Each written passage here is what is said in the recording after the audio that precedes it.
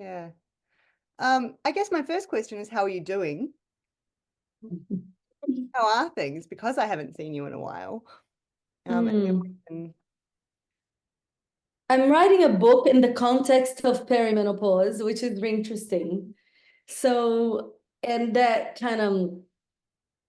an interesting combination of things for me, because I say perimenopause because I have to use words that we have like collective agreements on, so everybody understands where I am at.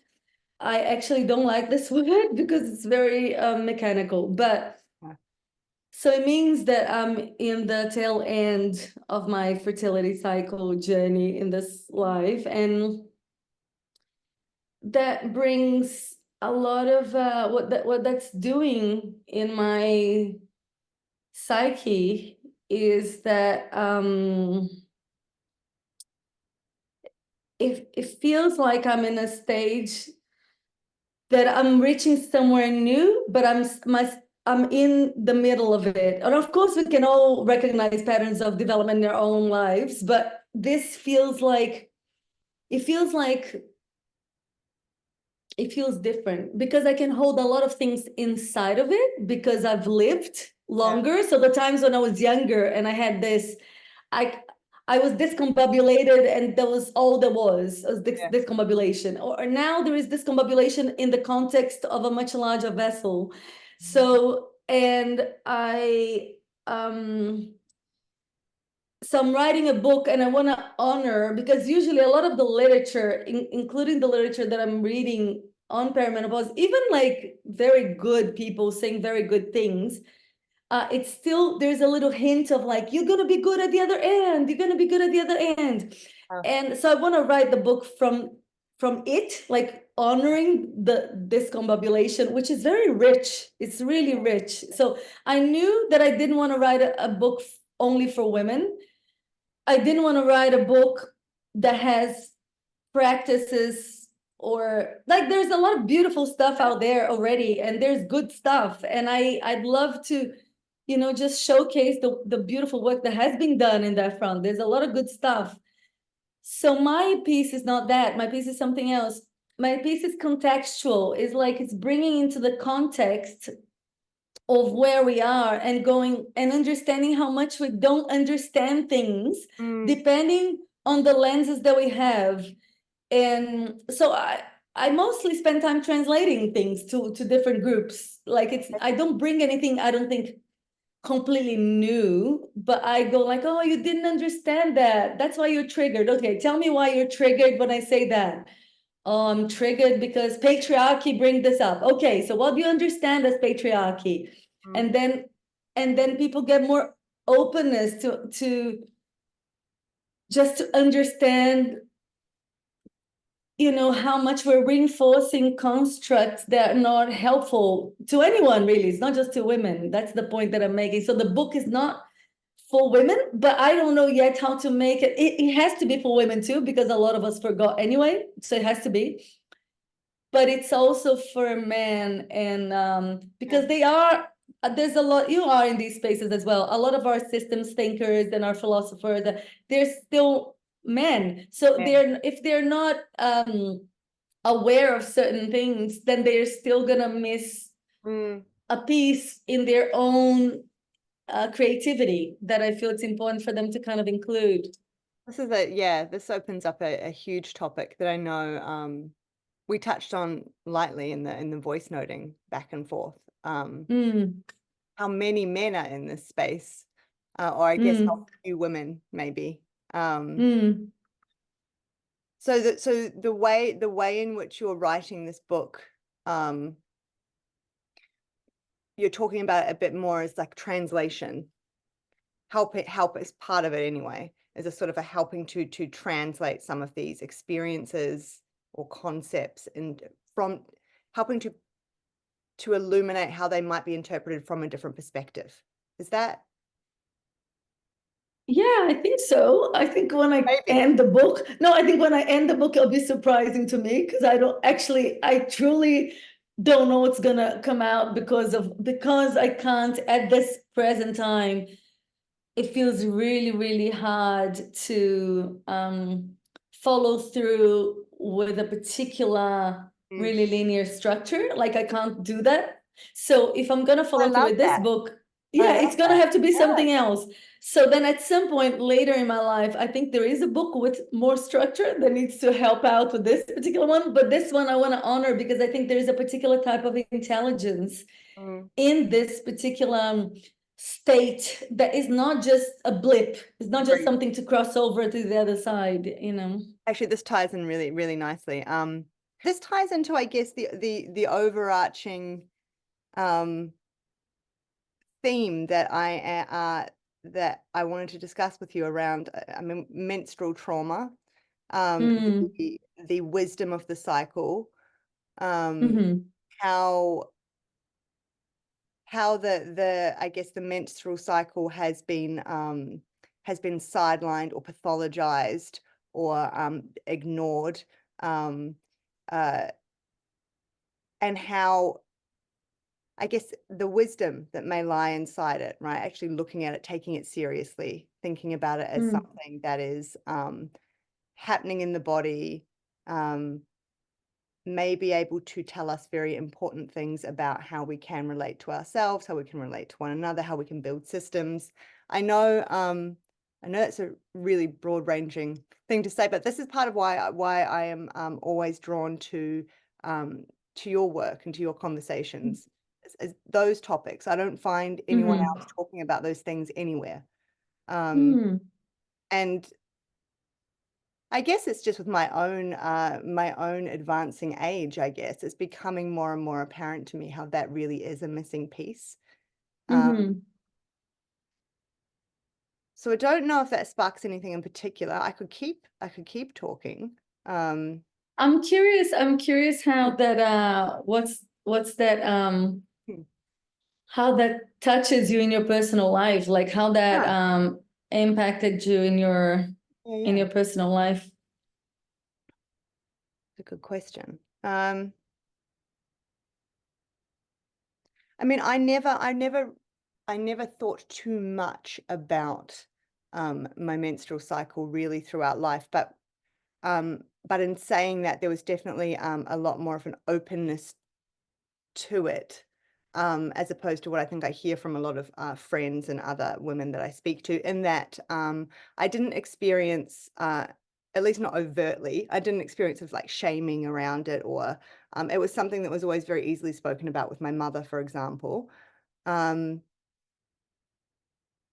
And I never paid too much attention to it, I guess. When has that shifted? Well, obviously in having children, that changes drastically my whole relationship, I think, to my body, to my hormones, to my cycle, became much more apparent to me. And finding a rhythm. So I think it's some of this has been about finding a rhythm and being able to ground that in the physiological processes of my body, and realizing how obvious that is once I made that link. Because I have always been a very ambitious person. I've always been very achievement oriented. But this was always ebbing and flowing in ways that felt quite chaotic to me. And so there was something about when I finally stopped and paid more attention to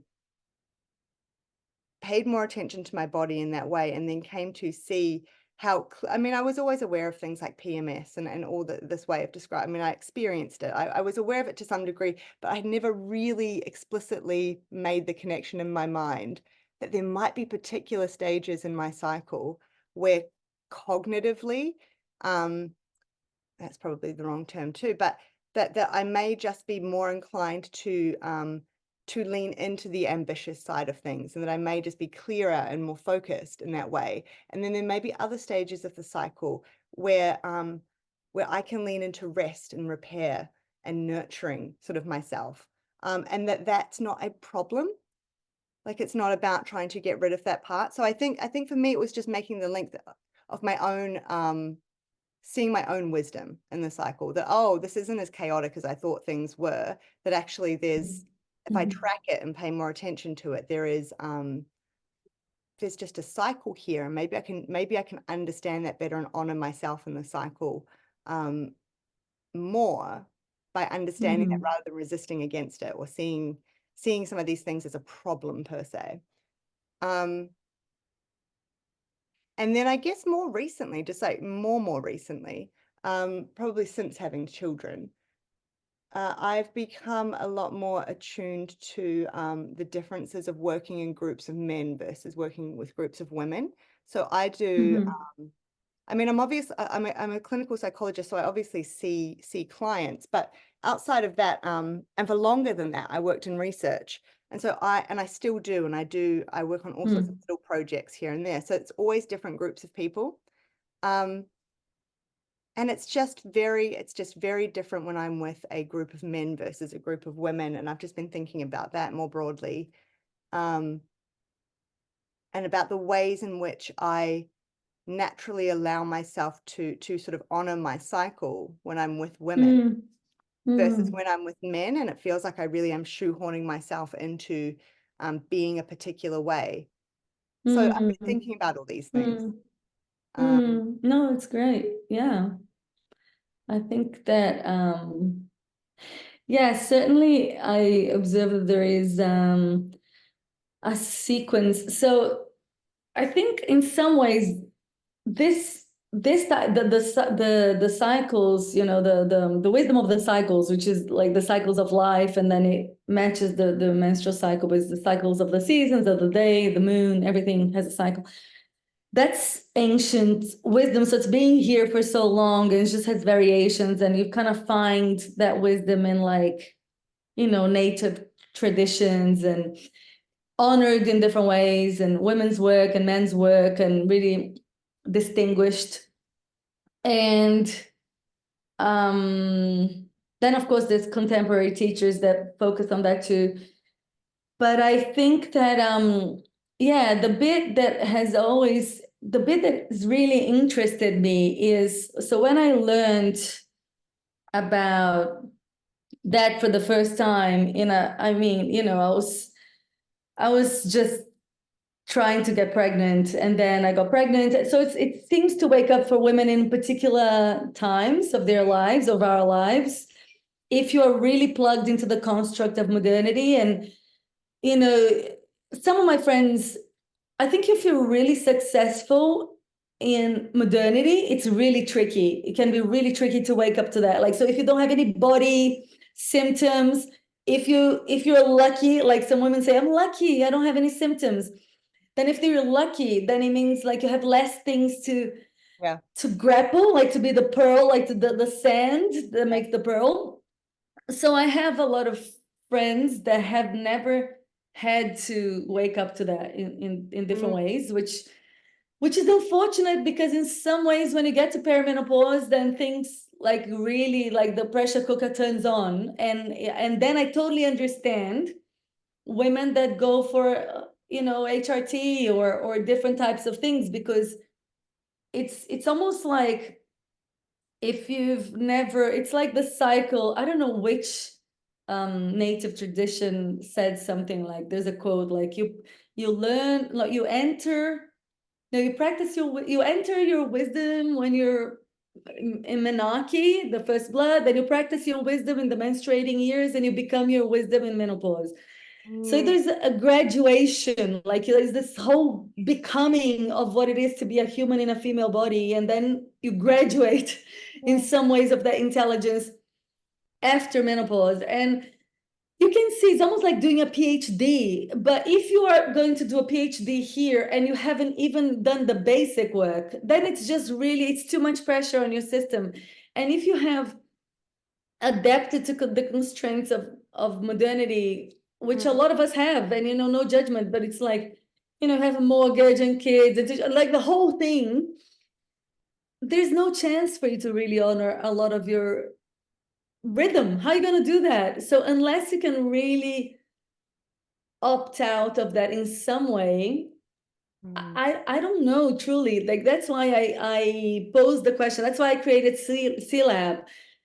It's more coming from a place of really deep curiosity of how would it be to have this unprecedented global tribe. Because we're a global tribe, men's work is not over here and women's work is not over here. We're together in this earth. Now, a while ago, we were able to do tribal stuff on the sides. And I think that some people on their journeys still do benefit from that. I think it's a trajectory. But I'm really interested. So I am interested in this for sure. I think it's a stepping stone or something. But exactly to what you said, to your point, in the end, you work together, you live together, you have fathers, you have brothers, you have husbands or sons. If we don't learn how to do this together, then you are going to notice that when you're in a group of women, something else flowers, and in a group of men, something else doesn't flower. And I'm curious about that because I think that the creativity, what moves me, like in my pursuits, is creativity. Like in the end, it's creativity. It's like deep creative flow. I feel that the same way that we need like the genes of both man and woman to have a baby, we have the same masculine feminine principles to create something really potent. Yes. And I think that the world, in the way we have been creating, especially in the world of systems of that govern our lives, so the shapes, like I say, I speak in this language, I don't know if it resonates for a lot of people, but it's almost like, to me, so visual. We take shapes in different constraints, like you go to study psychology, there's a particular shape. You go to study philosophy, is a particular shape. You study engineering, is a particular shape.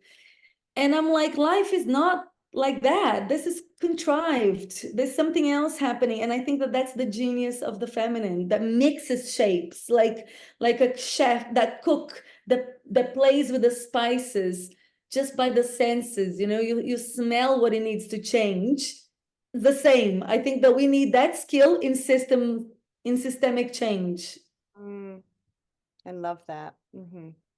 Yeah, I talk about contours a lot. I think kind of in a similar way as you're talking about shapes, like just sort of like, the contours of this context and this one and this. Yeah. Yeah. I like that.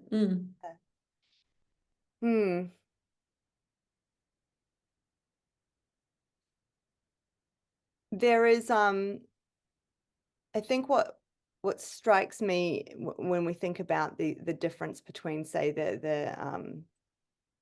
the male experience versus the female experience here is that how much sort of variation and complexity there is in the female experience versus the male, and this sort of how to bring them together. Not exactly what you're saying, but how to be able to be together and to sort of I guess to some extent integrate, but it's more than that, isn't it? It's to create from more of a shared place. It almost, I guess what I'm trying to say is it almost seems like the starting point is that are two positions that are already quite fundamentally different in their nature. But one seems quite sort of set, whereas the other has got so much fluctuation in it already.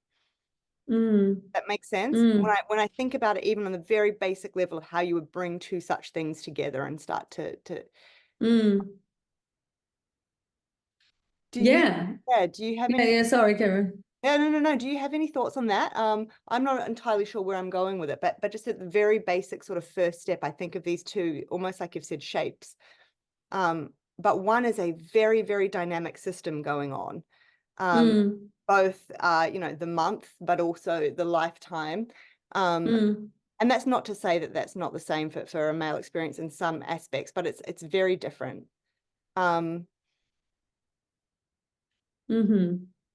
curiosity of how those two, how that wisdom can be brought to bear, I guess, in a manner that also takes into account that doesn't occur in that way for men.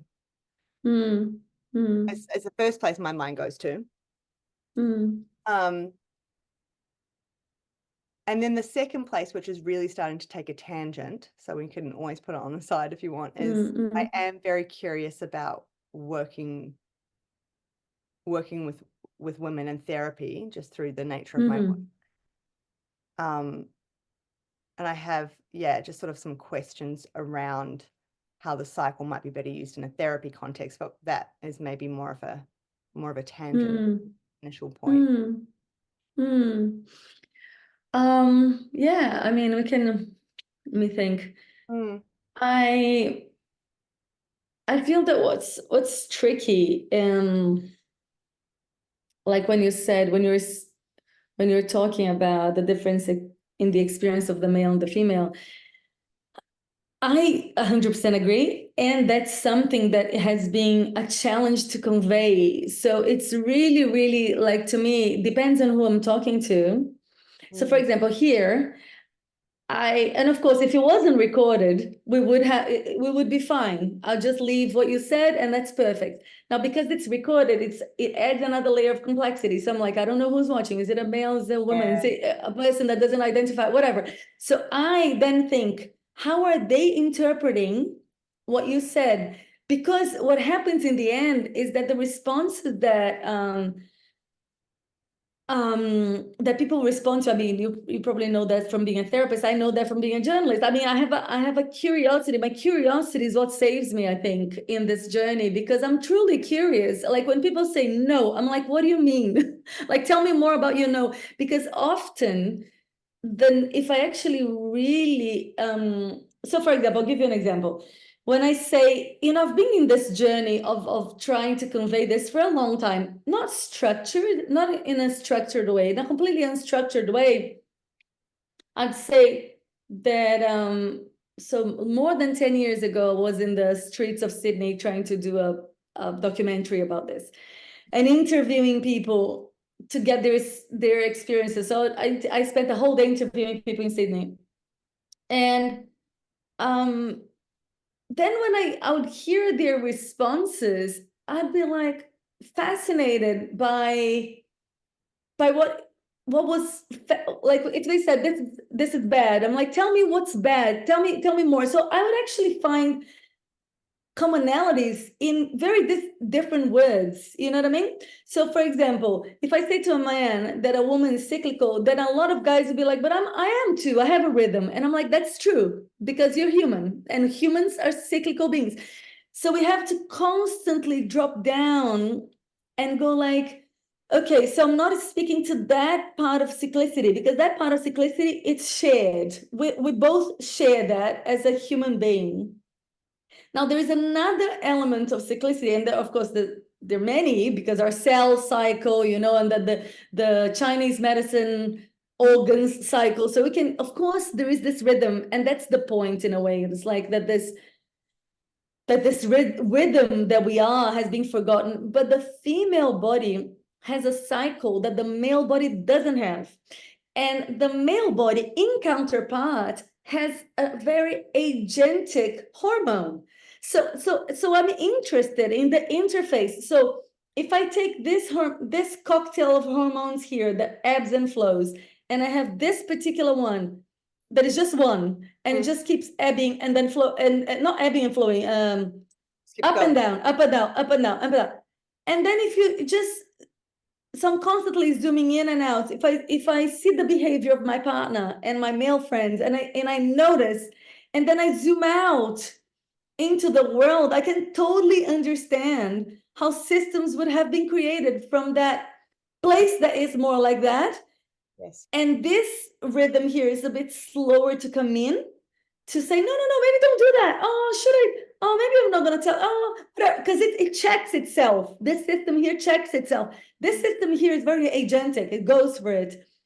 So then if you have these two wanting to dance, it's like the dance doesn't happen. So most of the times that every time that I open, I held a lot of sessions in these, I don't know how many, and some of them you have been a part of, and some of them were extremely clumsy, and I don't mind, because I learn a lot from it. I learn as much from a beautiful dance and a beautiful piece of music as I learn from really beautiful instruments that don't know how to play together. I just go like, oh, wow, that was a bit of a mess, but that's okay, because it just shows me that we are still unequipped. We need training wheels to like fully learn how to dance together. And when we don't put training wheels, what happens is a particular shape takes over, which is more predictable, which is like the woman accommodates to the pace and the tempo that maybe a really eloquent, outspoken male figure, you know, especially it depends on her area of work. But if it's like in the spaces that we have been Yes. playing in, you know, it tends to be that the shape. And then I see myself, sometimes I notice myself being tired of the shape that I take in such spaces. Yes. Because the shape that I take in such spaces is of wanting to shift the shape. And if I and by wanting to shift the shape on purpose, it gets clunky because it's out of place. Because if we're mostly used, and by mostly used, men and women, we're both mostly used to dancing in a particular way.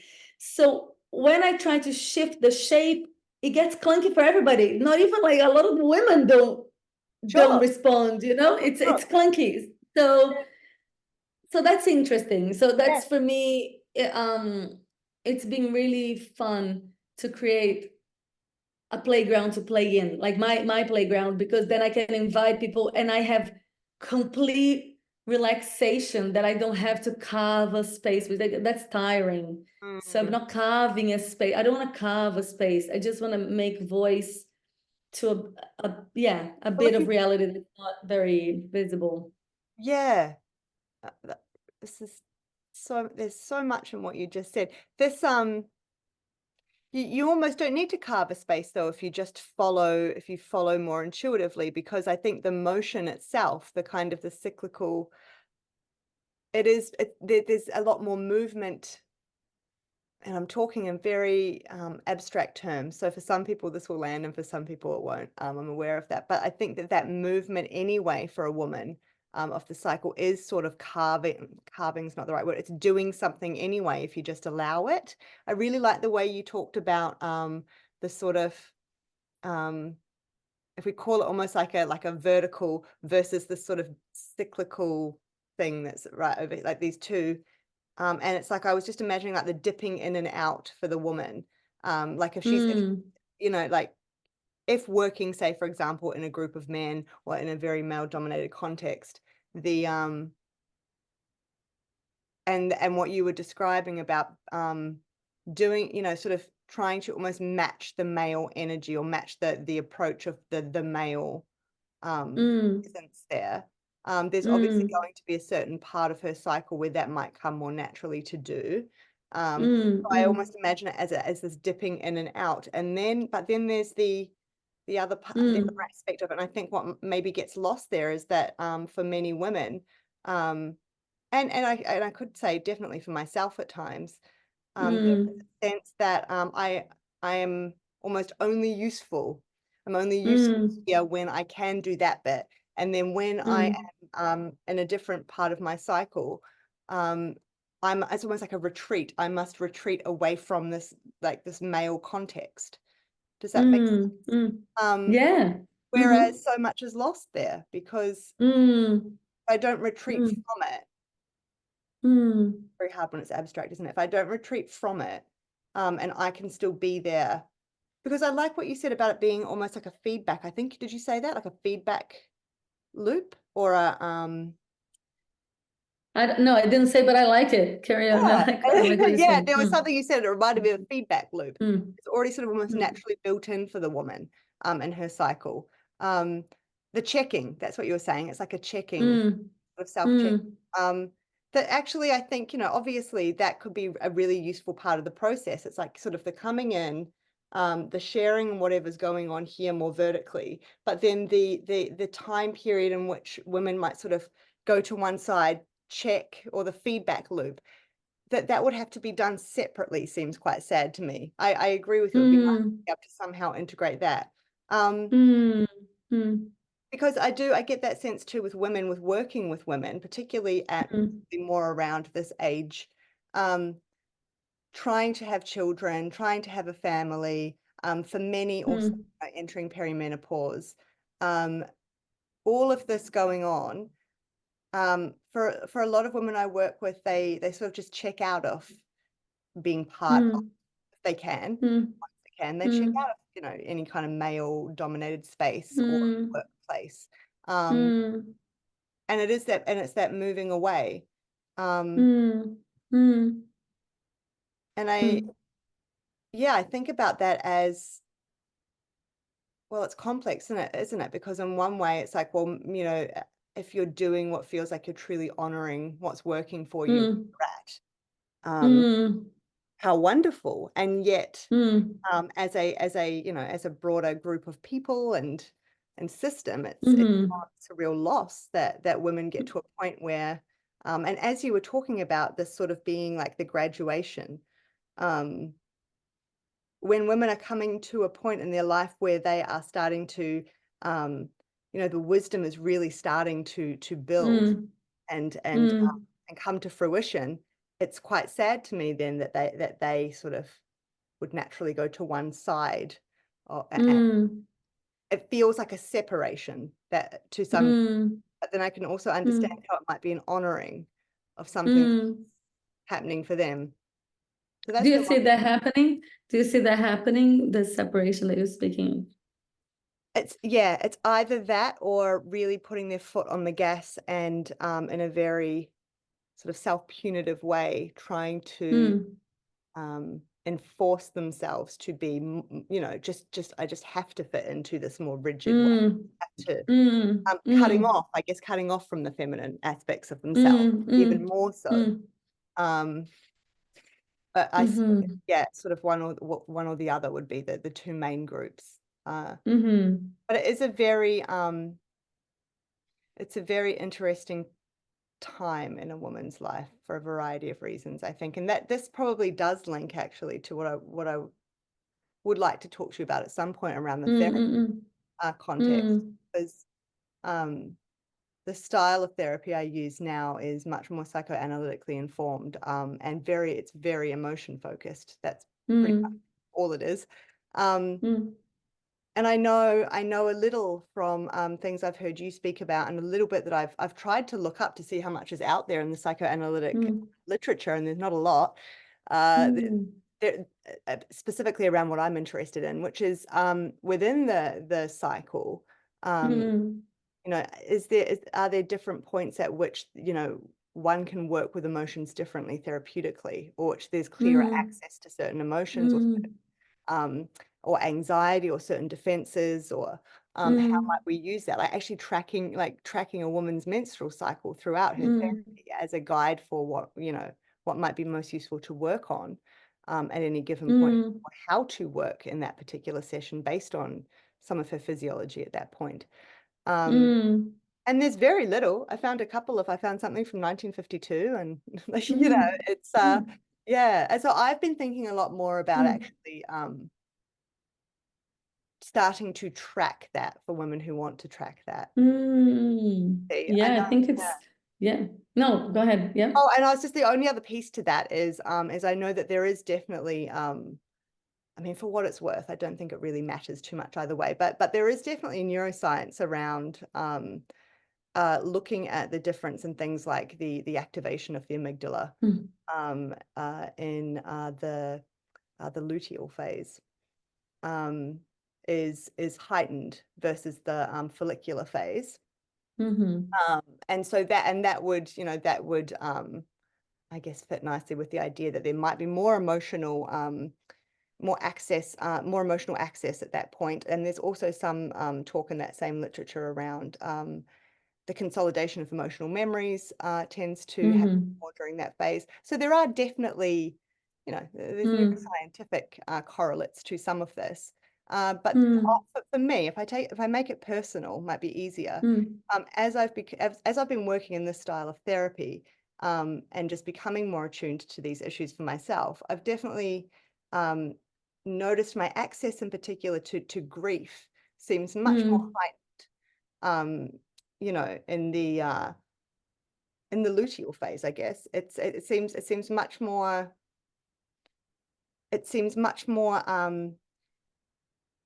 like I'm on the verge of it, like it's right there, and if I want to go in and touch it, I can much more easily. Mm-hmm. Um, Mm-hmm. Mm-hmm. versus Mm-hmm. yeah, I guess the flip side of that. So there's definitely a distinction with that, and I see that as useful and powerful. I there's a lot for us to grieve. There's a lot for all of us to grieve, and so I see that as useful. Mm-hmm. Conscious I'm getting quite scattered now. I'm going in about No, 5. no, no, it's great. Okay. Yeah, good. Maybe we can put this like do very experiential, like you know what day you are in your cycle? I am, where am I? I would be coming up to ovulation.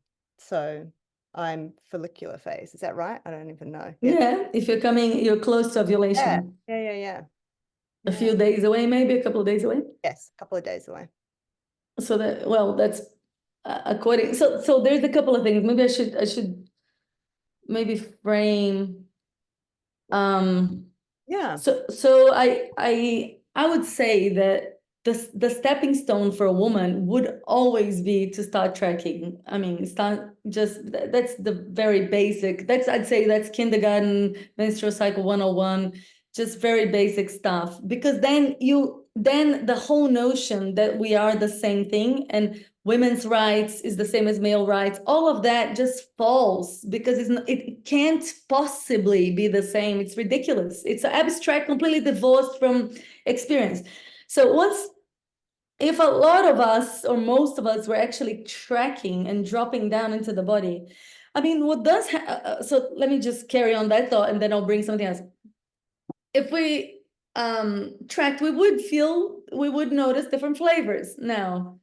So I map on the C Lab, there's a little, and I'm gonna add more things because I want people to have access to that really easily, but there is a place called the Foundations, which is just a recording that I did of, usually it's a 2-day workshop, and the woman Jane Collins that I learned from and other women, they teach that because the basic element of the female cycle, which is basically the archetypes of the seasons, just because we understand them cognitively and we're modern creatures, we need to understand. So once we put the archetype on top of what it feels chaotic, Yes. for a lot of women that feels chaotic in some way because she feels like she's swimming in this confusion. Actually, it's pretty predictable for about 40 years. And then if you put that on top, then you notice that you have something like the seasons. It's something like spring, then it's something like summer, it's something like autumn, and it's something like winter. And then the more you do that over and over again, once you do that for a year, you're like, okay, then you start noticing the same if you have a beautiful garden and you notice that some springs have more flower in your tree than some other springs.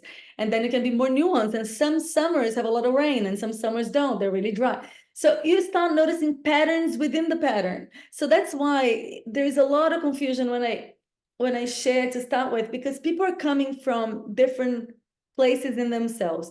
Mostly in modern day culture, most women don't know a lot of that. So they imagine themselves to be a line, just like a male body, like a linear thing that menstruates, 4 days of the month.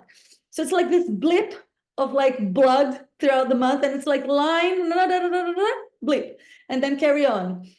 So once they start just noticing, okay, this is like the winter, okay, and then the very beginning of spring is like the day one of my cycle. So it's like 3 a.m. It's still dark, but it's still starting to get more movement in the sky. So anyway, they start having these kind of metaphors to hold on to. It's almost like the contours, to use your word. It starts getting shape. Like they can see the shape of something that otherwise is quite invisible. But later on, and that might be the area that you're interested in. And it is certainly some areas that I am interested in. It's like, we have no idea. So research, for example, scientific research, who is researching and who's interpreting the research. Yeah. Like if the person that's interpreting the research has no idea of what we're talking about and hasn't tracked really deeply their cycles with intimacy for like 5 years, whatever they will interpret, it will be interpreted through a particular frame of the world. So then it won't be inclusive of that frame.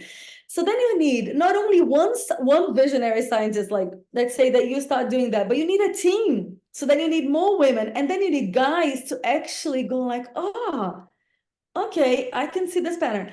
So then you have a whole team that's looking for bits of reality that otherwise would just be imperceptible. You know, it would be it's not, otherwise it's just too coarse grained. Like Bonita Roy, she's one of my teachers, and I really appreciate her for the fine graining of, she makes distinctions. She's constantly making distinctions, and I see myself trying to fine grain our relationship with the menstrual cycle. So again, because our relationship is very coarse grained, it's very like non-nuanced, and even if you start tracking, what happens is then I think there's a whole new world of intimacy and awareness and research and schools of thought that can come out of just this very basic step, which is tracking.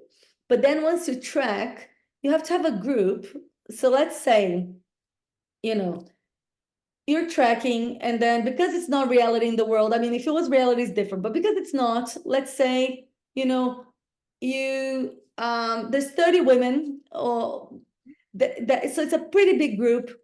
And then some of us will have more nuance in the experience, and some of us will have less. And then you have some trans people to help, because trans people are great. They can help really like fine tune. So we almost need to see more clearly. And I think that there is one thing that I think that these researchers miss. So for example, you talked about the amygdala. I totally agree. And I agree with all sorts of literature that's being written about that so far. But my question is always about the context, because I'm like, would the amygdala be more activated if we didn't live in modernity? I don't know. I don't know. Potentially not. So then to me, this is a partial research. It's an interesting research because it's showing me what is happening now. Great. Maybe we need a much larger demographic. And then now my relationship to my cycle changed dramatically. I live off grid. So I live off grid in a community, you know, spend a lot of time barefoot.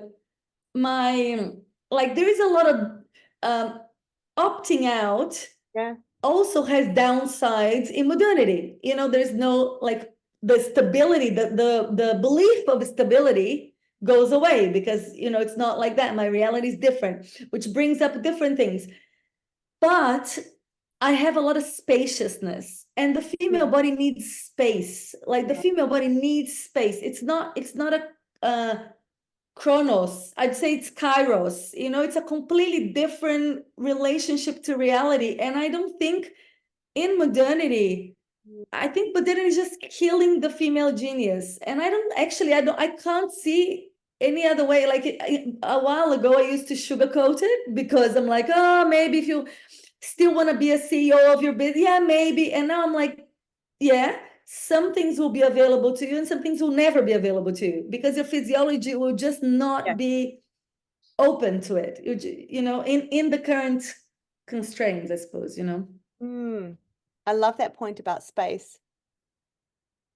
I love being in the water, and I think it does something like that. It allows me some sense of space that I don't otherwise get, because I can't stand going to the beach here when there's just people everywhere in the water. That's not the kind of water I want to be in. That makes me anxious. It's the space, and somehow being more aware of the space when I'm in the water. But your kids, so for example, how old are your kids?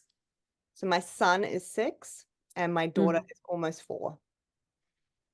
So you've got 2 kids and you work quite a bit. I work a lot, but my work is all self-managed to the point that I can scale it up and down as I see fit. So, my clinical That's good. diary, I'm in charge of that. My research contracts, I choose which ones I take and which I don't, and most of them, well, pretty much, yeah, 95% of that work I do when I fit it around as I can. Um, so there's a lot of flexibility baked into that, which was never by design. Maybe it was unconsciously, which I feel very grateful for. But then I do think it comes with its own pressures as well. Because everything can be so flexible, I think there's also sometimes an expectation that that somehow deprioritizes the work or the thing that I might need to be doing now, like in the context of the family or broadly. It's like, but you could do that later, whereas I couldn't really do this thing later. It's like, well, so there's that as well. Did you ask for Yeah. did you ask for a reason? No, I was just wondering, I mean, my situation when my kids were similar age to yours was different because, I mean, at this point I had moved to the community. So I moved here when my youngest was 4 and my oldest was 7. Okay. Similar age. And I left Sydney when my youngest was 3 and my oldest was 6, and we traveled for 8 months, and then my partner had a breakdown, and we were we're just leaving that life, and I made choices which I can see put a lot of pressure on him, which was the choice of like being full-time with the kids. I was full-time, and they just entered school. My little one was, I think, 5. She entered preschool a couple of days a week, but 6. It's basically the way that I see it is almost like in modernity, it's not much opportunity to, something's got to break, something's got to break, basically. Either you have to compromise, like your heart hurts when you do something that you feel like, oh, maybe my kid's not ready, or your heart hurts because you're leaving your partner not ready, or maybe your heart hurt, or maybe you give space to the relationship. My relationship suffered because I prioritized over here. So there's a lot of, I was aware. So there was an element of me that was aware of some things that I felt were really important, but I it's not even over. I could, in my life, I paid the price, which is okay. I think basically what I'm saying is that nobody can leave modernity without paying a certain price. I paid one particular price, which was my nervous system I deeply enjoyed being with my kids, and it's not natural to be with your kid outside of a tribe. I mean, that's ridiculous. And of course, I had friends and we did things together, and I created a micro tribe, but it was a micro tribe of a bunch of moms, super tired and busy. So it's a crazy tribe. You know what I mean? There was not a lot of grandmothers or aunties or whatever. There wasn't there. So at the same time, in my particular area of work, I didn't have a particular work that I could go back one day a week or something that felt right, that felt okay, or that I could do from home.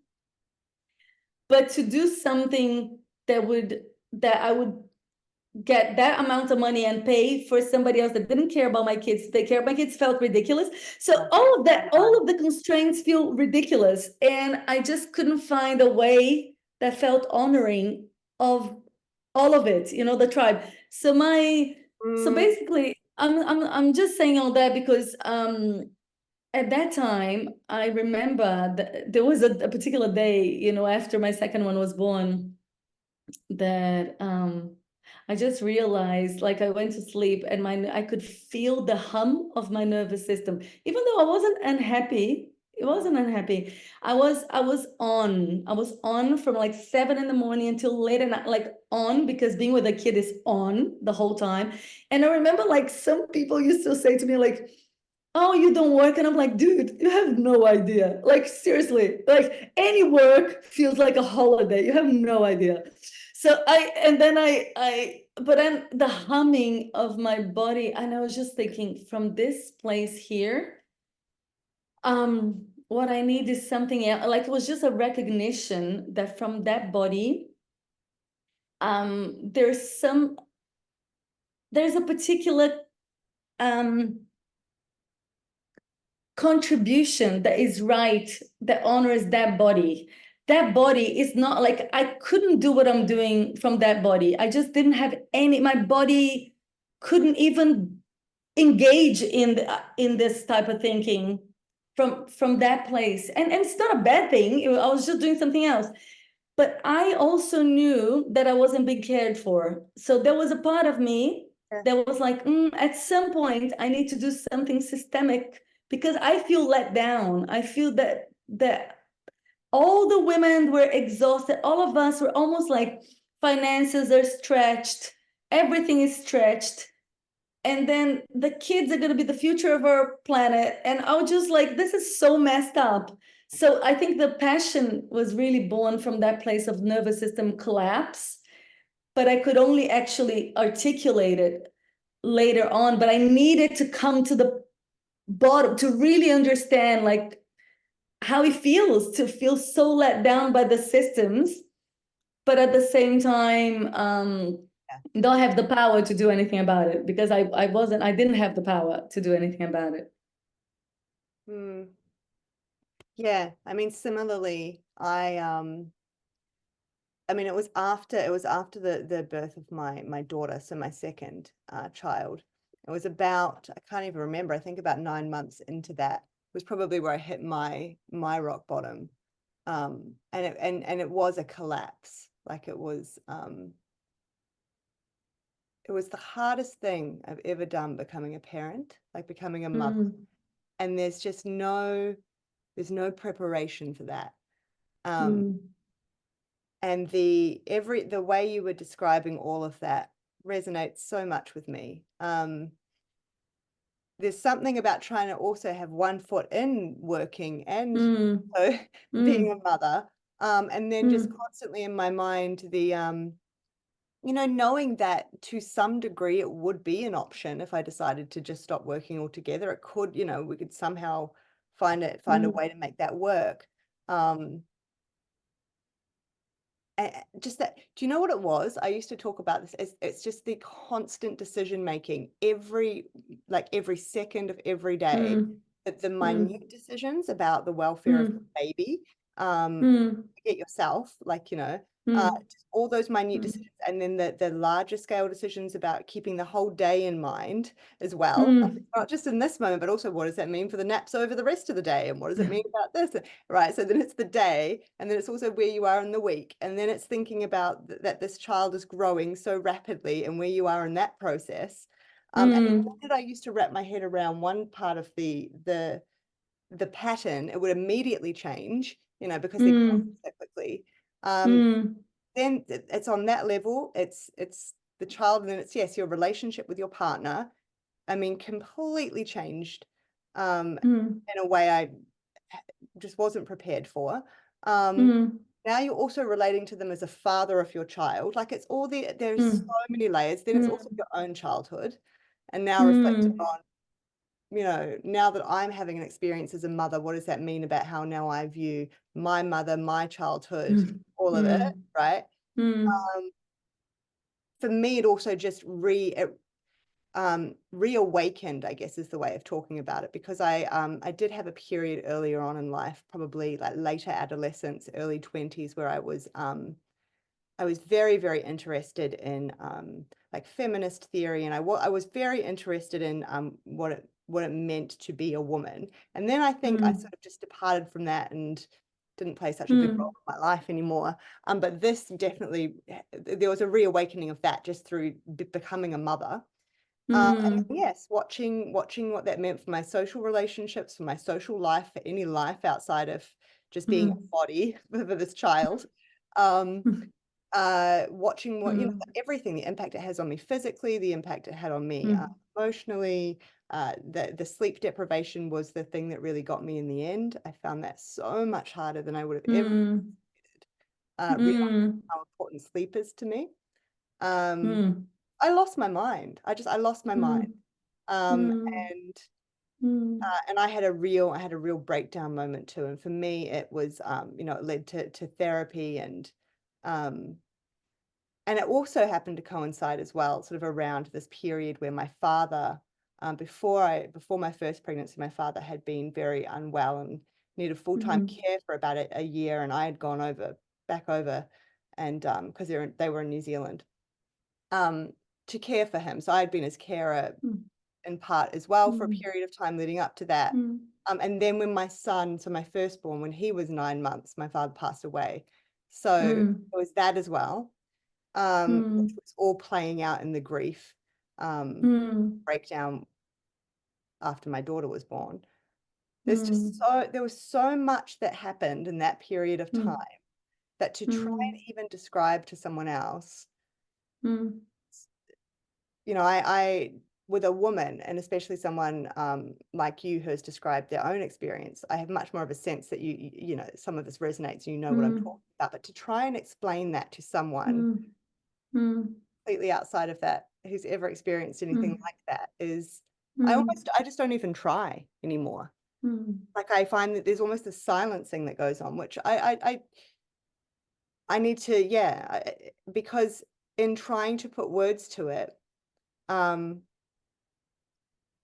I just realize how far apart we are almost sometimes. Does that make sense? Mm. In some Mm. Yeah. and then there's I don't really know if people want to know that. I don't really know if that adds Mm. any, yeah. Mm. But it's such Mm. a difficult period of time. And I I also grappled with that, trying to understand what would a system look like here Mm. that would be different to this. And then I have a very dear friend of mine in London. She's got a young daughter, and she's going through the same thing in her Mm. career, trying to figure out how Mm. could this all possibly work? What would a system look like that actually supported Mm. women and families in this period of time? Yeah. It wasn't just a It's constant pressure cooker. it's funny because and of course that's super controversial, and I think that some women would really react to what I'm about to say. But I'll just say it, and then I'll caveat that I actually have no judgment. And the only judgment that I have is that what's happening is not good. No, What I we agree. have is not good, and it needs to change. Because I asked the question of my dearest friends a while ago for the book. I said, if you didn't have to work Mhm. for money, if you could do whatever you want, if you had all the money in the world, would you do what you're doing? Now, the vast majority of my female friends said no. Said like they wouldn't do. They were like, oh, I would still do something, but maybe I'll do some. I would spend more time with my kids and do something related to creativity. I'll do something related to this. I'll do so. Mm, Whereas the male, it was kind of almost half and half. Some of the men responded something more.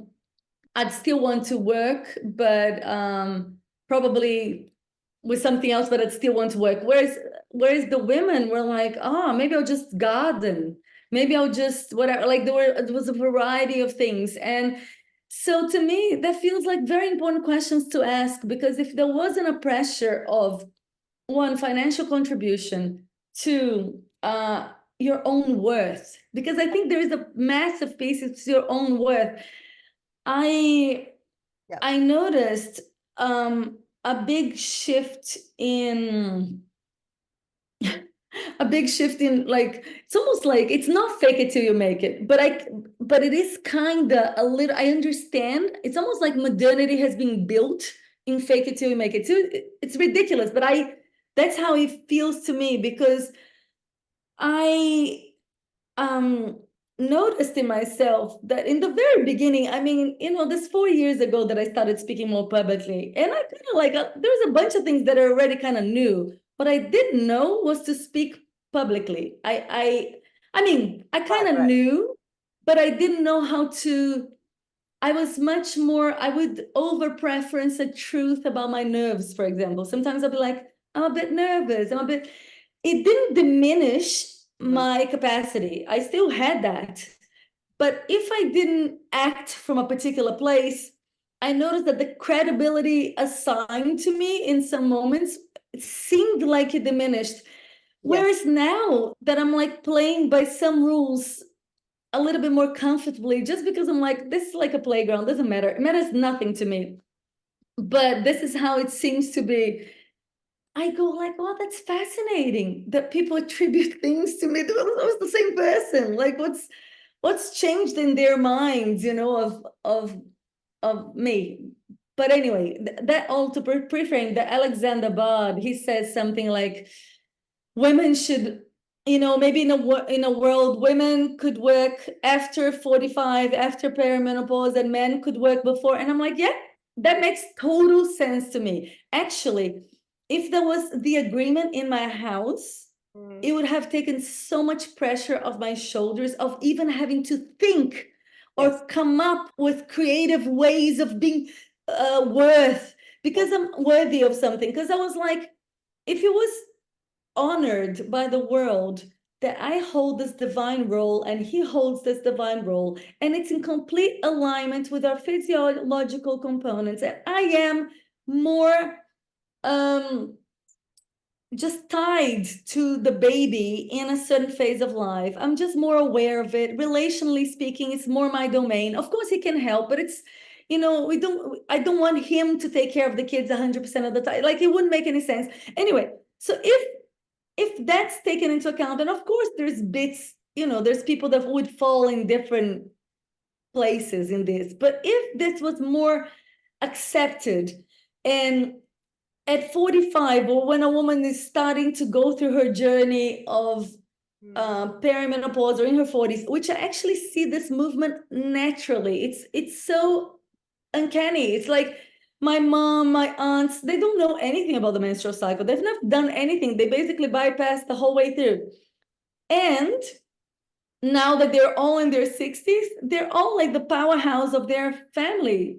They're just getting the money in, without even, yeah. So, but they tried to do it before, you could see that they tried, they did it. Some of them did it.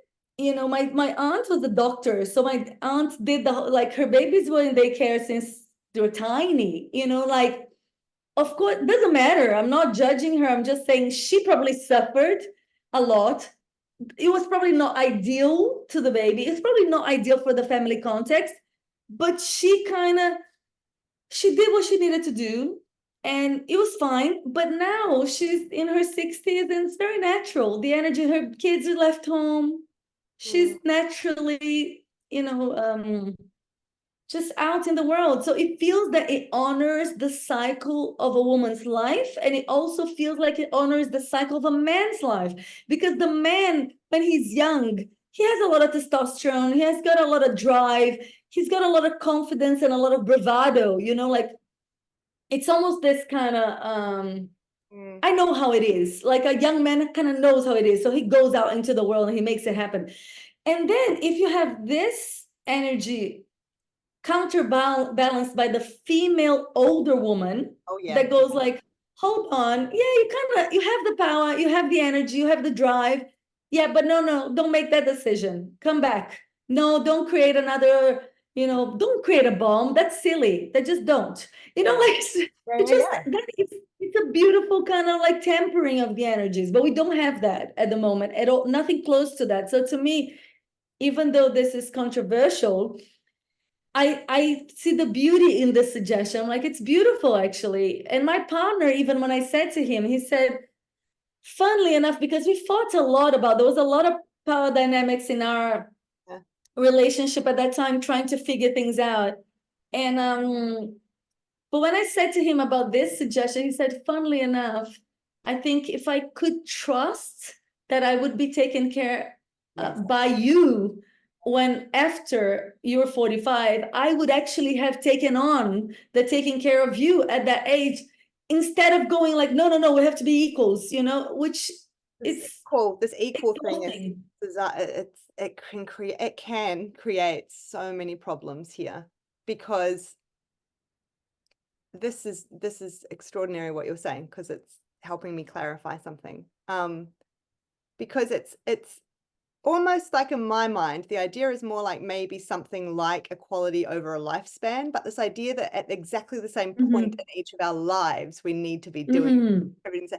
Is how can you reconcile that with, you know, the baby growing inside the woman, but not the man, for starters? Like, if we just start there, that's not equal to begin. So it's this need to try to pretend that there's not that difference, and this manufactured equality at the exact same time point.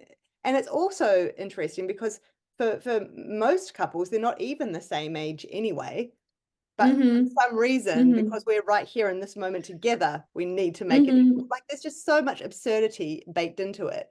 But it's that leads to so much of the conflict in the partnership when you have a child, and trying to figure all of that out. It's the really right down under the hood. It's that's not fair. You know, you get to do that. I don't. And I mean, I caught myself all the time when I was sleep deprived, the stuff that would come out of my mouth about what wasn't fair. And, you know, of course it's not fair. I mean, he can't breastfeed. Like, it's there, you know. So, yeah, that's really, I really actually like that suggestion. I can understand the merits of it, because some of the friction that happens for me, and also with my female friends who are also mothers to young children and are trying to navigate their career now, is, it's one thing for me to be able to come to my own peace inside that my career and my ambition professionally and vocationally is going to slow down here, because I have this very important other role that I'm playing, and I'm raising children, and trying to, like, tuning into how much that matters to me. That's one thing. But then I do that, and then I re-enter, I guess, the relationship, the world, the system, where I see the men, though, able to be continuing in their sort of ambitious, productive way, potentially progressing in their career, like seeing them, you know, have their full day of work and being very intellectual. And I am a very intellectually curious person. Like, it lights me up. So to see them sort of having that, I guess, and then that tension's been really difficult for me, and I know for other women too who are curious in the same way. And that's my own, I guess, inner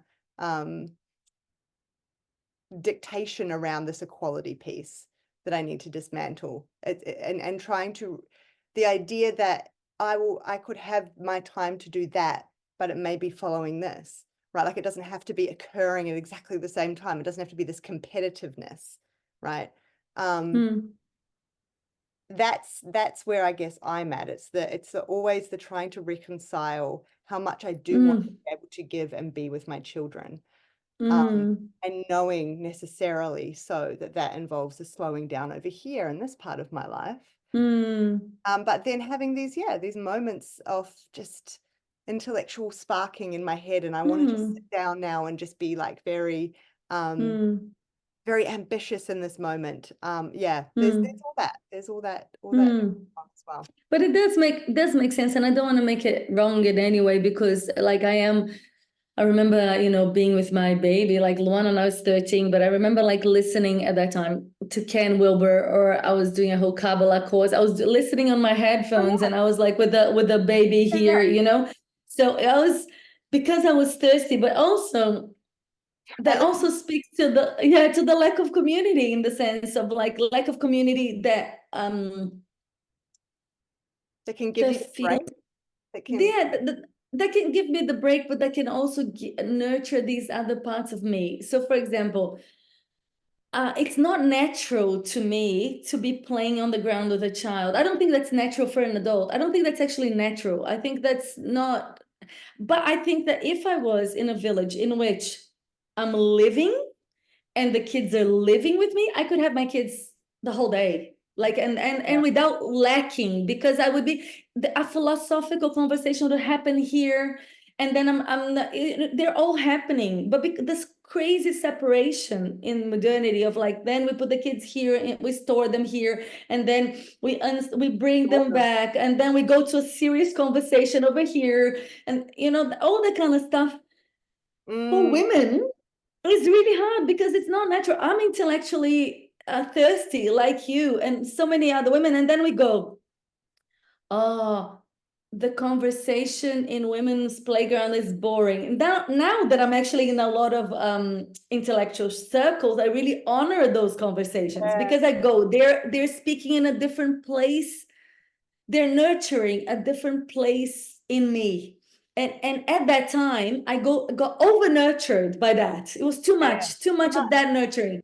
Then I needed something else, but I couldn't have something else. Something else was not available. Now, if I go to I have a lot of female friends at the moment. They're either going through perimenopause or with young babies. Similar. I actually think there is a similar rewiring of the brain that happens, which is like the mommy brain and the perimenopause brain. There's some powerful reconfiguration going on. But when you have the mommy brain, which is I see as a good thing, you have the baby to take care of, so you can't use those capacities for other things, which is on purpose. You're using those capacities for the baby, like to sense 3 children at the same time, or 2 kids, or kids and the husband, this and that.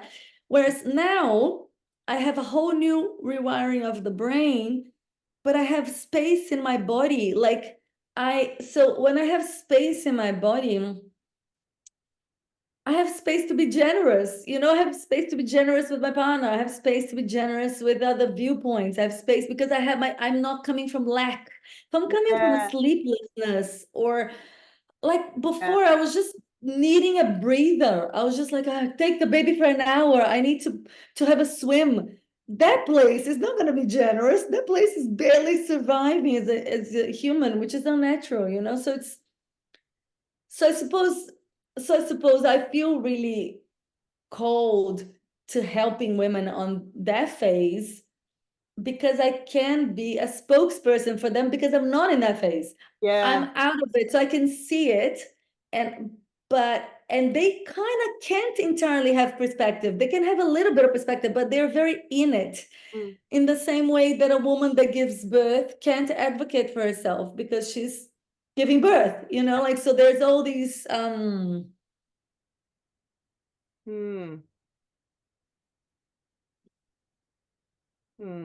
Yeah, I like the way that you were describing the sort of the being in a community where actually the conversation and and your needs being met, those things are just coming to find you naturally, like as you go about your day and do your things, as opposed to this, yes, very fragmented, siloed, the way that you described, we store our children over here. I love that word. That's what it's like. Yeah, we store them here. That, yes, just more naturally integrated would have been amazing, because that's so much of what happens, I think, for new mothers, new families, is the cutting off from a lot of your social supports as well. Like, I think pretty much all my friends didn't have children. Pretty much. I mean, the ones I spent time with didn't have children when I had children. And so, naturally, it just, that falls away. And it becomes harder to relate to one another. And it can be a very isolating experience. But I was the same, like you describe. I was up at night doing the night wake ups, and I had my earphones in, and I was listening to John Vervaeke, and and this was what I was doing. And even that, though, I judged myself for. There was a part of me watching myself do that, thinking, are you just avoiding contact with your child here? Shouldn't I be fully immersed in this experience? And I'm like, no, I do not want to be any more fully immersed and being completely sleep deprived and feeling like I'm on the verge of insanity. Like, I do not want to be more immersed in that. But but you're right. I think it's recognizing that that is not, well, it doesn't have to be that way. Like, I think like our systems, like our body and our level of exhaustion and all of that doesn't have to get to that point. Mm. Find ways to I guess it's more of like a wrapping around of new moms, Mm. new families. Um, mm, In mm. my experience, I love what you said, and I just want to honor your tiredness because, you know, I can see the amazing wisdom that you're trying to, it's like listening to John Viveki as you were with your baby. It was giving you community. You were like feeding another part of your soul, and you were nurturing your baby, and you're having a friend or somebody sharing something that feels really beautiful. And I see like these little gems of wisdom, like women trying to survive. Like what I say is that it's almost like, and because women have a capacity to accommodate, which is female, it's a female characteristics to accommodate what is, which I even share. I don't know if I shared that with you, but it's like something I'm really playing with at the moment, which is like the power of now being intrinsic in the female physiology. Oh, Like right. it's but I mean, we don't access it so much because we're not with the now. We're trying to not be with the now. So we're not trying to be with the luteal phase. But once we are with that, then we are in this eternal now. Then this type of awakening is just natural. But anyway, that's something that I've been playing with. But I just wanted to honor your wisdom and at the same time go, us women, we have a capacity to accommodate to what is, which is inbuilt in our systems. So we have the most horrendous experience of birth, and like sometimes in the system, like the system tries to help, but Yeah. does horrendous things. And I've heard crazy stories. And when women are telling me these stories, they tell me thanking the system, thank God for this because I was there. So we have to, so then in some way, a side of me wants to um hold on, it's tied with what you say. It's it's really learning how to utilize like the beauty of the accommodation because there is Right. an intelligence to it. You need to accommodate to the mothering years. There's all sorts of stuff, and you need to also lean into the energy and to not be completely had by the energy. And I think that's refining of being with the energies. But you can only learn how to refine these relationships with these hormones once you are with them for a number of years. Because the first, it's like with any new language. First you learn the language, then you learn the pace of the language, then you start, and then after a while you're like, I wonder, okay, so in this moment, like my body feels like doing that. What happens if I don't? And I think in some moments, I think in the very beginning is honoring your body. The very beginning is honoring your body because we don't. But after some lots of years of honoring our bodies, I think that then there is a deepening of that, which is like leaning a little bit more towards it. Yeah, because what's basically I'm trying to say is like this. A lot of the women that I have hung out with, basically, they're so good with just making space for whatever happens, bad birth, sleepless nights, whatever it is.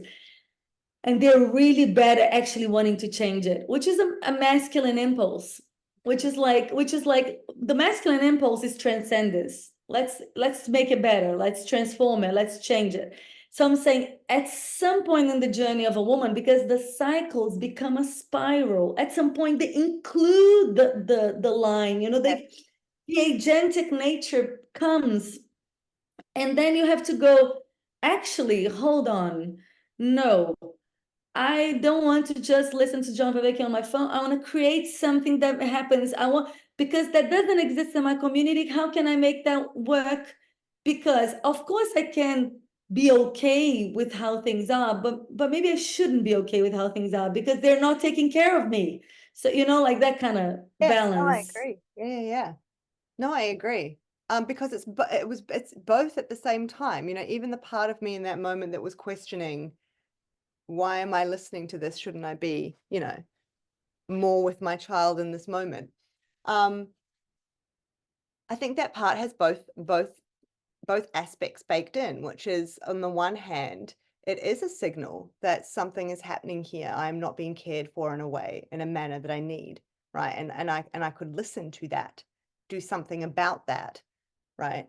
Um, and then there is I guess also the other aspect, which is this could be me being self-punitive as well, just being judgmental and critical on myself in this moment for just somehow accommodating doing what needs to happen here. Um, Mm, and this, I think, just the noticing of all of that though, um, which I do think is part of a woman's power, maybe, is mm, maybe our ability to be so aware on multiple levels like that, mm, intuitively mm, so, more so than maybe a mm, man. It could be. mm, I think our superpower in being able to do that and notice all of that, even in that moment, is also the thing that um, it's almost just like being in a hallway of mirrors. Like I was just already mm, so wrecked. And then to have mm, my mind being able to see all those things and make all those different mm, interpretations, it came back mm, to that thing of too many decisions. I don't know, like just mm, crushed by the myriad of perspectives I could take in this moment. Um, mm, and almost a not wanting to engage with that anymore. And I wonder too if some of the just listening to John Vervaeke, listening to whatever it was mm, I was listening to, um, there were mm, lots of points to it. Definitely, it was like a social, like of having a friend. There was just the nourishment of a part of me that wasn't being so nourished in the day to day. mm, Uh, but some of it, I think, was maybe just like a signal to sort of like drown out the the noticing of all the complexity that was going on in that moment. mm, I didn't want to. I just mm, like a straight line, and it's funny that well, I mean, mm, not so funny, but, it's interesting, it's a man I'm listening to too, like, yeah, it's a lecture that's following a yeah, sequence. yeah. It was Mm-hmm. helping me to just have a straight line, um, Mm, mm-hmm. and I think, yeah, and I mean, and I can see both the gratitude and the thank God, for it to Mm, some degree, but I can also see from this point of view in my life, the sadness of that too. Um, mm, you know, mm, it's sort of both at once. And mm, um, I think it really boils down to a lot of it is I was trying to manage all of that alone. mm, I was mm, just trying to because I didn't know what else to do, and I didn't want to make it a burden on others. Like I didn't, and then I'd never really had an experience of talking about such things where it even went anywhere anyway. That it seemed that mm, anyone was interested. mm, People, it's just oh, how's it going? It's hard to become a, mm, and then they just glaze over immediately. Um, mm, or there were definitely other new mothers that I might find myself around that were much more everything's wonderful and fantastic and lots of smiling and um, mm, it mm, wasn't fantastic telling you not to think that way, and there was all that as well. mm, mm, Um, mm, and knowing better, like I mean, I was a psychologist. I sort of that wasn't gelling well with me mm, to get go. I thought that's not helpful. mm, Um, so yes, so there was an isolation, and then there was a further isolation that I did to myself, I think, mm, and just by mm, by trying to manage all of this somehow. Um, mm, and not wanting to put it on others, but also not really trusting that there were others to put it on in a meaningful way that would do anything mm, that was wanted. And that's not to take mm, away, I should say, from my husband, because he he has a lot of capacity in that respect, and he is actually very receptive when I do finally go to him to have such conversations. mm, Um, but I think again, in the context of just becoming a new mother, so much of that was just not apparent to me. It didn't, mm, Everything sort of got Mm, calcified, and everyone else was over here, and I was the sole mm, goal. Yeah. Yes. mm, mm. No, So I understand. yeah. Yeah, I understand. I understand on even on the level of experience, like I don't have to articulate it, but I can feel you when you speak. It's very familiar through my own experience, but through my Mm, friends, multiple and a variety of how my friends dealt with that. There was a variety. There were friends that actually really collapsed in depression, and the husbands actually didn't understand, and good men, yeah. but not understanding because they couldn't understand actually what did they do the whole day, like they couldn't understand. And I over time I understand that they can't understand, and now I'm like, just Yeah. such different worlds and different experiences. And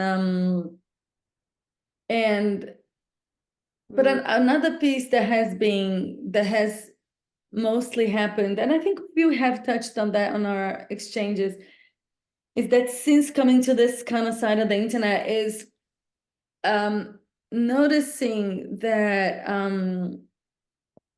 there was tremendous appreciation for what women bring actually from the men. It's almost like in the beginning I kind of puffed up my chest to say all the amazing things that women are and represent. They're like, no, you don't even need to convince us, you guys are amazing, like you just, women glow, women are this thing, women are. And I think there was a side of me that somehow didn't want to be that, yes. what they appreciate the women are, because that is not valued. I mean, and so I tried so much to not be that, to be something else. And in the end, I was just like, wow, it's it's such a confusion, in the male psyche, but in the female psyche, like Yes. in the woman's being, how to reconcile, to understand and to value herself really deeply. It's tricky. Like I'd say that the majority of my time, since I understood my menstrual cycle, and a lot of doors open. And I'd say, you asked me, did they only open because you started charting your cycle? It's really hard to know. I think what dropped is like I dropped into my body. I dropped into my body. And then from dropping into the body, then much more things become visible. I start noticing more things, and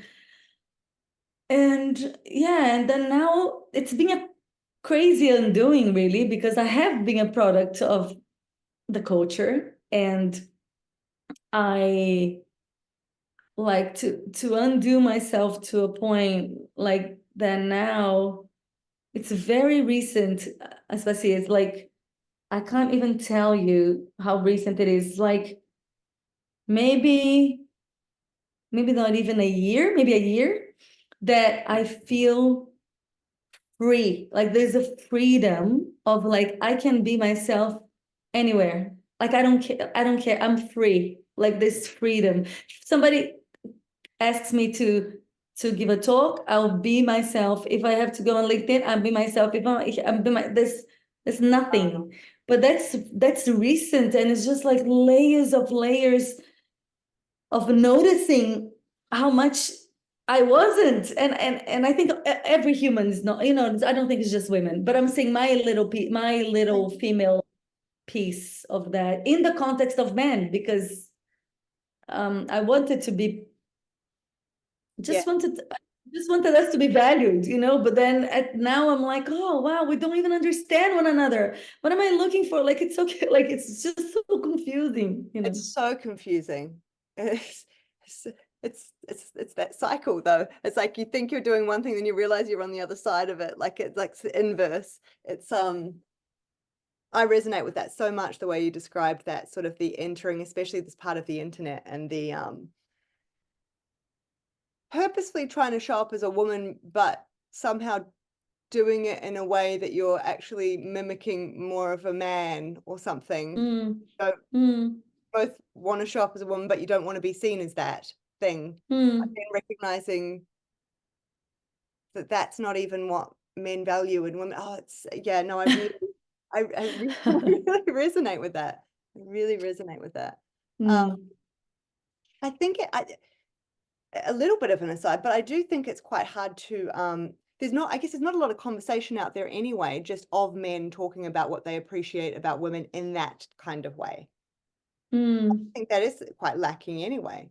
Or the Well, tell me more about that. Like, what do you mean by that?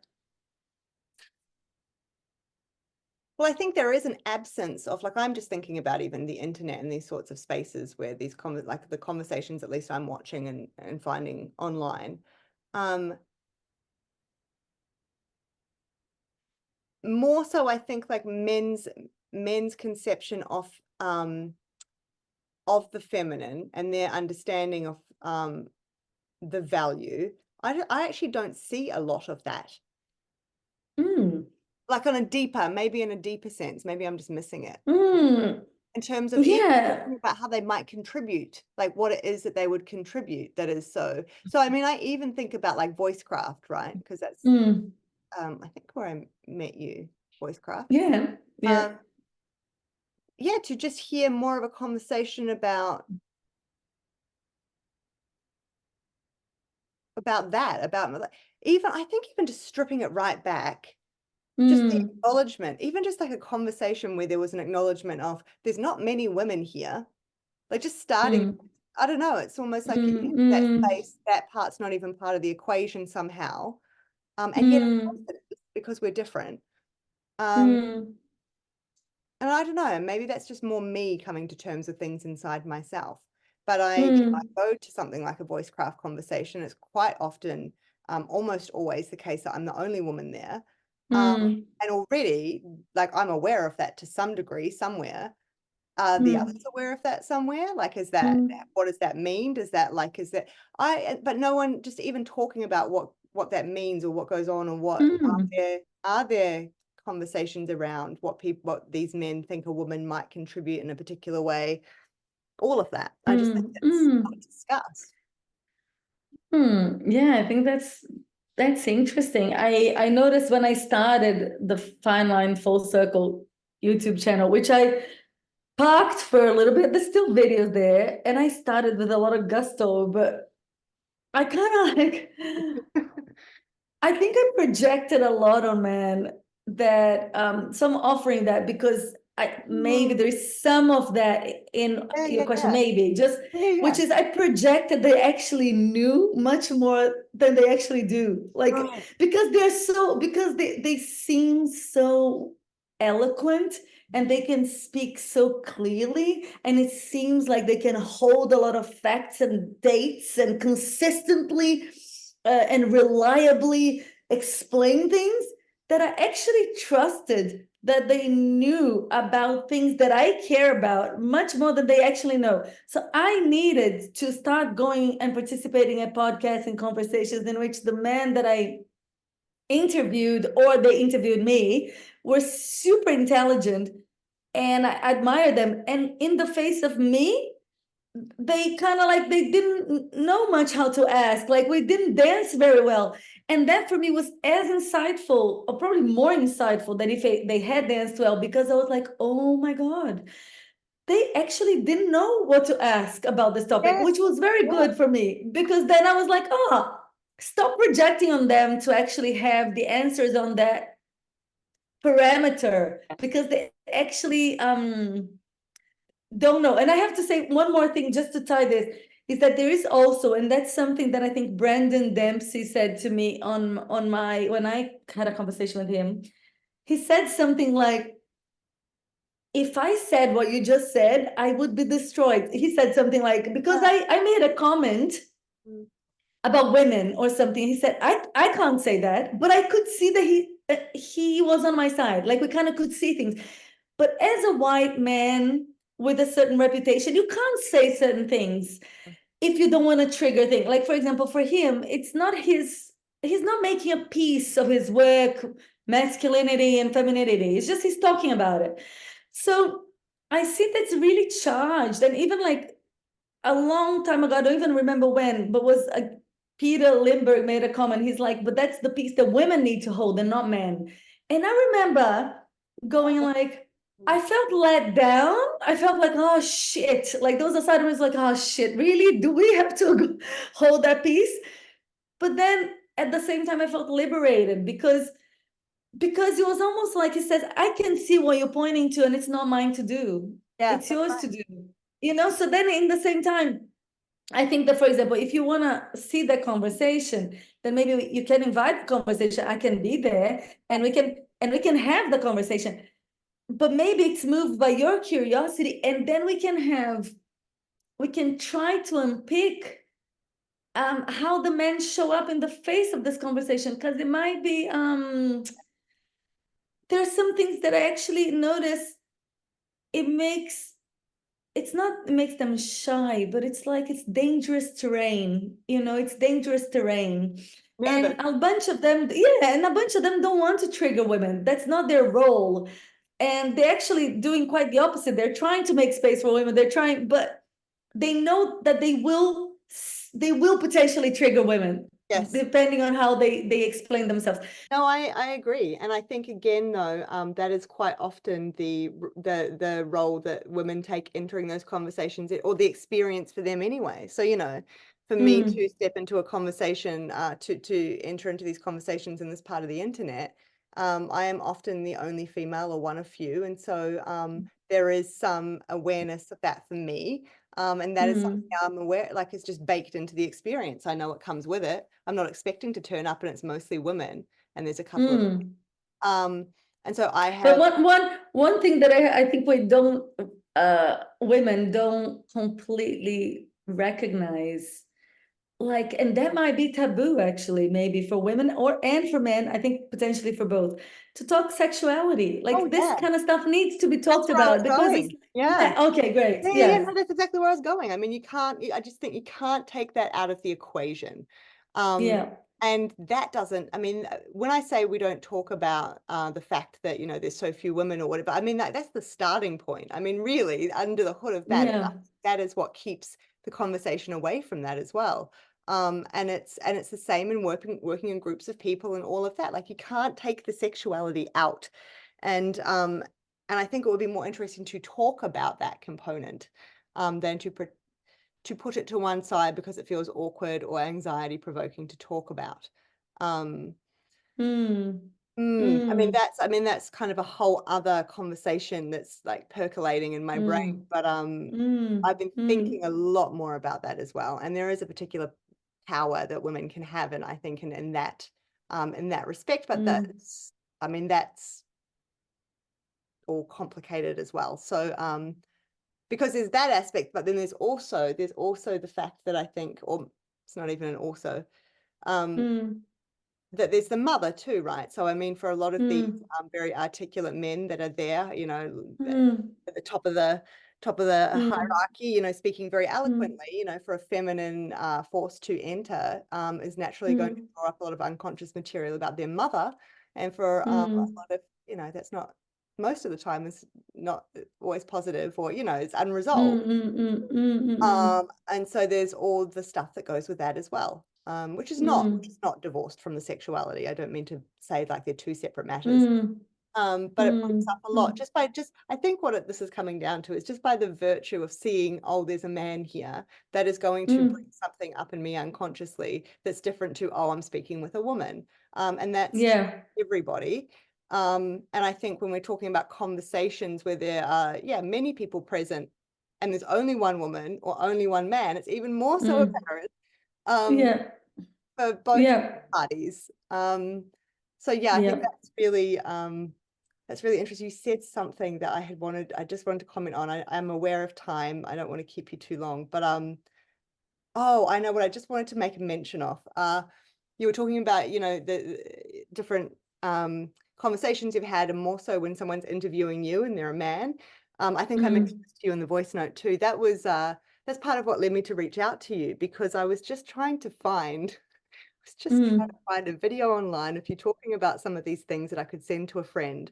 And so many of the ones I found were, yeah, a man sort of interviewing you. It was more that style. Mm, mm, Every time they would interject, I'd think, why? Why now? Like, I want to hear more of that. Or that it was naturally their time to say something. And then they would ask some kind of question that mm, shocked me. I thought, why would you do that? Why are you going there? Like, mm, it would just missed. I remember one of them was it Layman? He asked you something mm, like it was one of the very first sort of questions. It was like building up mm, to how we're gonna, and I was like, oh great, this is gonna be great. mm, He's so mm, so bright. This is gonna be amazing. What's mm, coming? And he asked you some question about, I hope it was him, I might be getting this wrong. mm. Asked you some question about how do you deal, effectively it was how do you deal as a woman with the disgust of blood? Like, Yeah, I like when remember. you have a period, it was like, and I was just like, what? Like, I mean, it's interesting when I step back at it and think about, well, that's where their mind goes. They're like, oh my God, Mm. blood, how do you deal with that? I guess practically it's a, but how do you deal with the disgust of it? And what do you say to people that are trying to deal with the disgust of the topic or something? And I felt Yeah, so it was just so removed from anything I would imagine someone would ask, I think is what it was. yeah. But I saw your reaction was pretty much that too, it seemed, by the way you reply. You were just sort of like, oh, Y- well. I was like, is that really the most like that's your first question? It just blew Yeah. my mind. Um, Mm. but it did also make me reflect that that's never been an issue for me. Mm, mm, Talking about mm, disgust in the content, or I should say that is such a very, very surface level element of it that mm, it's not to say that there aren't certain periods I've had where I've been like, oh my God, like, of course, but mm, that's like not even mm, scratching the surface of what on earth is available to talk about here. mm. Um, But that's also quite interesting. That I totally hear you, and I was taken aback at that particular. That was one of the conversations that I was like, "Oh wow, that was fascinating!" Like I didn't expect that. But, it was the fact that if you think of like the female, even in a spirituality, like female spirituality being like be with the mess, be with what is, whole life is sacred, and male spirituality transcendence. So like you escape what is. It's like how do you do not see that? And even if you see like the medical system that comes from that mind yes, wants to clean the woman before she has a baby, douche the woman, get clean, shave her, like all these practices, where do they come from? Like they have to come from a place in the my partner is trying to, he's crawling to I know, kind I of saw get the arm. something, I a love it. hand. Just trying It's to. like a hand. There was another video conversation that I was having that my daughter, it was hilarious because I was in a group and was a recorded conversation and it probably went to recording, I don't know, C Lab or something.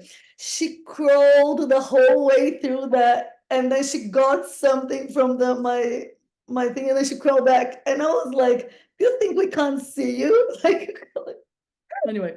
Oh, I love it. I love it. Yeah. No, I've done that. I've done the crawling in the The background. crawling. Yeah, yeah, yeah. But it's but that's interesting because it goes like, so then it brings us back, maybe circling back to the beginning of our conversation, that we don't know how to dance. To me, it looks very beautiful because, for example, Layman, now he's become a friend. So he's my friend. So it's great. We can talk about whatever. I could even talk to him about that and do a second one, which Oh, is great. great. Okay. But in the beginning, I reached out to him because I thought he was open-minded enough to have me in his channel and showcase something that I thought was important. He was super open to have me there but then I was just like, good on him. Like he didn't even know well, like he did some research, but that actually showed me like where we are in our dance. Like we have some really like open hearts and minds, and Tim is one of them, and people in voicecraft. But truthfully, we don't know how to dance. And truthfully, if you're gonna bring a component like the menstrual cycle, Mm, they will know how to jam much less with that, fair enough. So, and sexuality is already gonna be difficult. So I am already putting them in an uncomfortable position because when they jam between themselves, the same way that I'm feeling really comfortable with you, and I noticed that you're a woman, and I noticed that you kind of like we have a shared language, you have a shared mom experience, you have a shared like thinker experience. Yeah. There's so much. So then we can kind of, it's very easeful for my body to share, to talk here with you. Yes. And I imagine that I'm not easeful for their bodies when they, you know, so it takes a certain personality to go like, okay, I'm gonna showcase her. Right. So then in some ways I'm going, how do we even acknowledge that for example, I was talking to some of my participants of a retreat that I was facilitating, and I was also talking about that in the mailing list. Alexander Bard has a mailing list, and you know, the intellectual deep web, and Oh, a lot yes. of people were talking about that, which is that a woman, for a man, a woman changes everything. Her presence changes everything. And then some people would say in that thread, and I'm not going to quote anybody because a lot of people are known, doesn't matter, but it was quite hilarious, that thread, and controversial, super controversial, but interesting. And some guys were like, unless she's unfuckable, which is probably nobody, like almost nobody, like in the, she will, like, he will think about that at some point. Yeah. Yeah. So, and then actually, but that's really hard. That's really hard because it's not exactly the same for a woman. Like, for example, No. a lot of women like the arrows of creating together. We like the creative component. But guys, actually, sometimes they think she just messes up with the space. It's Yeah. actually like you're making it harder. Like, Yes. not entirely, you know what I mean? I know from talking, especially in a therapy context and getting Yes. inside track of what goes on. Of course, I understand this. But I do think that these questions are very important because, for example, women can get so feisty. We can get so feisty, of course, because we've been so mistreated by the system that we kind of project anger to Oh, other places. So then a woman gets triggered if she is complimented on her clothes, for example, because she wants to be complimented on her intellect. yes. But actually, he Mm. is really valuing that she brings a red dress into, it's changing the shape of the office, and that's a beautiful thing. So it's almost like, how do we also reconcile with, you know, I know. our, like, this kind of thing? It's like, I don't even know how long Aspasia is going to take for us to do, like, as a society, you know, for a I, while, mm, until we kind of like, I know. I mean, I talk about this with some of my female friends all the time. Like, what is the correct thing for a man to say anyway? Like in terms of like this example you're describing of, you know, being complimented on something you're wearing by a man. Well, I don't want to be complimented on what I'm wearing. I want to be complimented for my intellect. But you know, at the same time, there are also situations where you're being complimented for your intellect or something, and there's a part of you that might want to be complimented for something else. Like I don't know, it's this mm, I really think it boils down to, and you have been illuminating this whole conversation, is just being more open to um, what does get offered. And if we can try and mm, treat that in the spirit of goodwill, of good faith, of actually mm, trying to connect and meet and share sort of honestly, mm, spontaneously, authentically in that moment, what might be part of mm, what's happening for you, knowing that it's not going to be the whole thing, mm, trying to get rid of as many of those filters as possible of, oh, but is that appropriate? And like just something, mm, an impulse to say, I like your dress. mm, Like the idea that we could be in a context where I would hope that you would feel some freedom to say it, and then for me to be mm, open to the receiving of it as in that same sort of vein. And like you mm, say, being able to, like, if you really want to look at a comment like that, trying to look at it in a fuller sense, what it might be telling you, what it might not be telling you, um, what mm, might it tell us about, you know, sort of more procedurally, or like this sort of this desire to play together. How can we learn to mm, play together, dance together? Um, it's like an open spirit as opposed to um, taking an offering, I guess mm, this example from a man, um, mm, finding that, I guess, finding the thing that's wrong with it, or finding the thing that doesn't land about it, or finding the mm, um, mm. uh, No, it was great. It was just, I think what C Lab is just putting, it's putting the cycles in the center just so we can, it's almost like because the thing is, we are so used to accommodating to modernity. The women have learned how to do men better than men have done how to speak women. Like men Yes, don't know. that is So it. so if I do a podcast just about the womb, it's just gonna be women. If I do a podcast, it's just women. And whereas men do podcasts, they're just about whatever interests here, and women show up, a few of us, but we do show up. So we have learned, we are interested in their language, but they kind of like, because of modernity, they have managed to kind of survive in a way that they don't have to learn our ways. So I think that now we're in a crossroads in which we need to do both. So C-Lab is kind of making a point of going like, no, now you're going to be slightly uncomfortable, which I love when men come, because the men that come, they tend to be of a certain type, which is they're usually not, they are intellectual, they are, because they come from this kind side of the internet, but they're also really wanting to favor something else in their lives. Like they're in the moment that they're like, I'm interested in the heart, I'm interested in the mystery, I'm interested in the, they're learning the feminine. So they come really ready and open, and then the whole balance shifts, because all of a sudden, Yes. if we're not eloquent, we're not failing, we're actually, not being able to articulate because we're tapping into some intuition. So it's honored, and then relaxation happens. So I think that that's just adding a piece, so we can, maybe at some point it has to be C-Lab meets Voicecraft, because I think one is more female oriented, the other one's more male oriented. Yes. But we try to kind of like, we're trying to open space for something else, in different ways. Yes. No, I love that. Yes, I hear what you're saying. Like the men that are coming are actually there, that whatever they experience while they're there might be part, that they're open to the fact that that might be part of the learning, right? Outside of just content, I mean, like the actual sort of the process and the unfolding and the momentum and the dips and dives and the going sideways and the directionality and the momentum and yes. We did 2 hours. Look at that. Yeah, I know. Wow. I could, Wow. yeah, I have some really big kind of themes just from things we've spoken about even in this conversation that I would really like to dive into more. This has been really Yeah. beautiful. I feel yeah, I feel like I'm very much at the start of something. Like I'm really finding my feet here. I don't know what I'm doing most of the time.